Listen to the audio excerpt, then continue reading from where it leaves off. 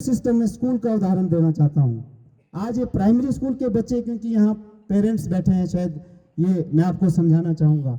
ये cluster system क्या है? क्लस्टर सिस्टम, पहले प्राइमरी के बच्चे, जब हम प्राइमरी में पढ़ते थे तो हम परे खोली में बैठते थे, तो ये वहाँ के बच्चे यहाँ नहीं आते थे। क्लस्टर सिस्टम में आज ये बच्चे यहाँ सीनियर सेकेंडरी स्कूल के बच्चों के साथ यहाँ कार्यक्रम दे रहे हैं, और ऐसा एनुअल फंक्शन में उनकी हौसला अफजाई हो रही है।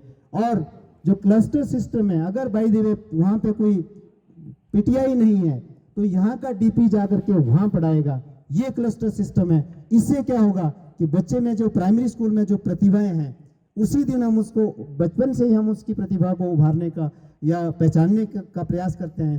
तो ये चीज़ माननीय मुख्यमंत्री ने क्लस्टर सिस्टम जो है शुरू किया, और ये चीज़ सबके सामने नहीं है, सबके सामने है लेकिन समझ में नहीं है। तो क्लस्टर सिस्टम से आज जो बच्चा अगर होनहार है, उसको यहाँ का डीपी जा करके समझाए, जो कोचिंग देगा, तो वो बच्चा जो आज स्टेट में खेल रहे हैं, हो सकता है वो कल नेशनल में भी खेलेंगे, लेकिन उनका टैलेंट बाद में पहचाना जाए तो उससे वो बच्चा कई बार पीछे रह जाता है। इसलिए ये क्लस्टर सिस्टम, ये भी एक अनोखा सिस्टम माननीय मुख्यमंत्री ने यहाँ हिमाचल प्रदेश में शुरू किया।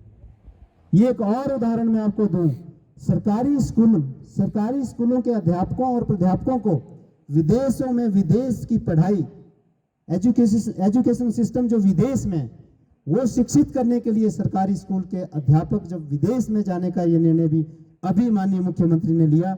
इससे हमारे बच्चों को, क्योंकि सरकारी स्कूल में हमारे बच्चे जो पढ़ते हैं, उनको और ज़्यादा जानकारियाँ मिलेगी।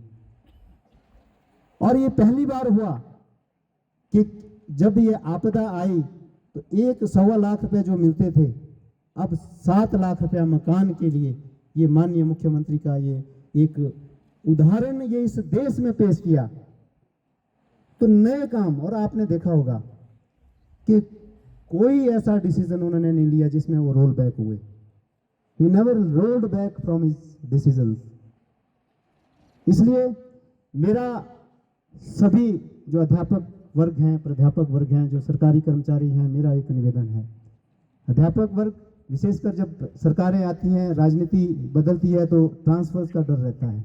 के कमरे भी कम थे, तो आज ये सौभाग्य मुझे, जो ये छोटे छोटे बच्चे जो आज कल को हमारा ये भविष्य हैं, इनके बीच में रूबरू होने का अवसर प्राप्त मुझे जो स्थानीय स्कूल की मैनेजमेंट ने दिया, और इन बच्चों को कुछ दिशा निर्देश, इन बच्चों का मार्गदर्शन, और इस स्थानीय इलाके की कुछ समस्याओं को समझने और उनका समाधान करने के लिए आज हम यहाँ पे पहुँचे हैं। तो मैं सबसे पहले, क्योंकि बच्चे तंग हो चुके हैं, मुझे लग रहा है बहुत समय हो गया है, और क्योंकि ऐसे कार्यक्रम में बच्चों का ध्यान जो है वो थोड़ा कल्चरल एक्टिविटीज़ की तरफ ज़्यादा होता है। तो प्यारे बच्चों, आप थोड़ा सा ध्यान और देंगे बहुत जल्दी, क्योंकि 1 साल के बाद ये कार्यक्रम होते हैं, आप लोगों के बीच में आने का अवसर मिलता है।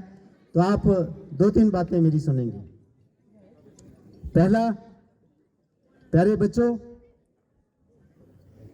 जिंदगी में कामयाब होने के लिए हमें 3 चीज़ों का ध्यान रखना पड़ेगा।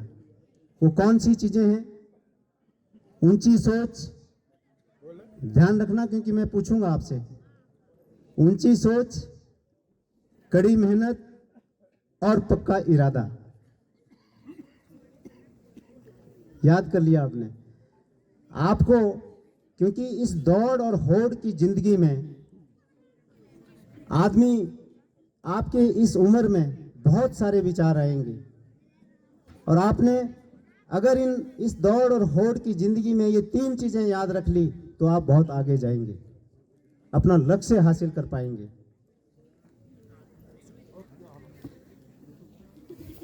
क्योंकि अभिभावकगण यहाँ ज्यादा बैठे हैं, अभी आपके जिंदगी की ये शुरुआत हो रही है, आपके कैरियर की ये शुरुआत हो रही है। मैं जब जो प्रतिभाशाली छात्रों को जब इनाम बांट रहे थे, तो मैं पूछ रहा था कि आप क्या बनेंगे। एक ने कहा कि मैं अकाउंटेंट बनूंगा, एक बेटी ने कहा मैं आईएएस बनूंगी, एक ने कहा मैं सीए बनूंगी। बहुत अच्छा लगा, क्योंकि मैं अमूमन ये देख रहा हूं कि सरकारी स्कूल में कई बार एक पेरेंट, 2-3 पेरेंट्स मुझे मिले, उन्होंने कहा कि हमारे बच्चे तो क्या करना, मजबूरी से हम सरकारी स्कूल में पढ़ा रहे हैं। प्यारे बच्चों, मैं आपको ये कहना चाहता हूं कि मैं भी इसी स्कूल से पढ़ा हूं और आज इस प्रदेश का जो प्रतिनिधित्व ठाकुर सुखविंदर सिंह सुक्खू जी हमारे माननीय मुख्यमंत्री हैं, जो वो कर रहे हैं, वो भी सरकारी स्कूल से पढ़े हैं।